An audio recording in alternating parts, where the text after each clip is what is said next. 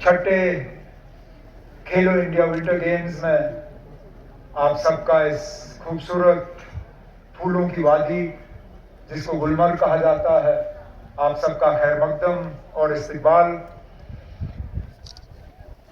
जब पिछले महीने और कुछ हफ्ते पहले बर्फबारी का सिलसिला यहाँ देखने को मिला, उस वक्त हमने अंदाजा नहीं किया था कि जब खेलो इंडिया विंटर गेम्स की शुरुआत होगी तो इतनी तड़पती हुई धूप होगी और इतनी गर्मी होगी कि शायद आप लोगों के लिए स्की करना भी इतना आसान नहीं होगा।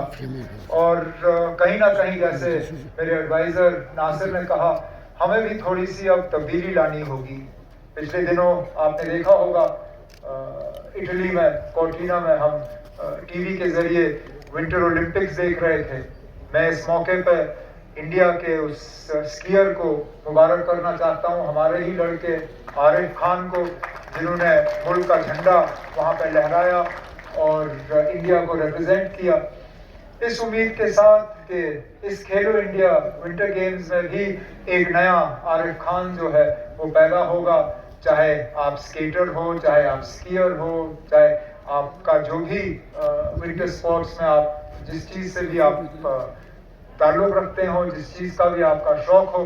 क्योंकि बड़े अफसोस की बात है कि इतनी बड़ी आबादी हमारे मुल्क की, लेकिन आज तक चाहे एशियन विंटर गेम्स हो या ओलंपिक विंटर गेम्स हो, हमने हिस्सा ज़रूर लिया, लेकिन अभी तक फिलहाल हम कोई मेडल ला नहीं सके। और इसमें शायद कोताही हम जैसे लोगों की है, जिनका फर्ज है आपको उस तरह का इंफ्रास्ट्रक्चर देना, आपको उस तरह के फैसिलिटीज देना, उस तरह की कोचिंग आपको फराहम करना, तभी जाके आप लोग जो है इंटरनेशनल लेवल पे आरिफ की तरह मुकाबला कर पाओगे। और हमारा तो न सिर्फ इरादा है बल्कि पूरी कोशिश है कि गुलमर्ग को एक इंटरनेशनल स्की डेस्टिनेशन के तौर पे हम डेवलप करें। लेकिन अब सच्चाई ये भी है कि अब हम सिर्फ ऊपर वाले पे भरोसा नहीं कर सकते। कब बर्फ होगी, बर्फ पड़ेगी, फिर हम आएंगे, ये भी एक मुसीबत। हम साल के शुरुआत में ही तय करते हैं कि किस तारीख को खेलो इंडिया विंटर गेम्स होंगे। उस वक्त हम ये भी नहीं देखते कि बर्फ होगी या नहीं होगी, अगर होगी तो किस तरह की बर्फ होगी। मैं तो आज पहले खेलो इंडिया विंटर गेम्स के ऑर्गेनाइजर्स से मोहतबाना गुजारिश करना चाहूंगा, आप पहले से डेट मत फिक्स करिए। फिलहाल आप ये कहिए कि बर्फ पड़ने के 10 या 15 दिन बाद जो है खेलो इंडिया विंटर गेम्स होंगे, ताकि उस वक्त हम सही तरह का बर्फ, सही तरह के स्लोप, सही तरह के कंडीशंस आपको दे सकें।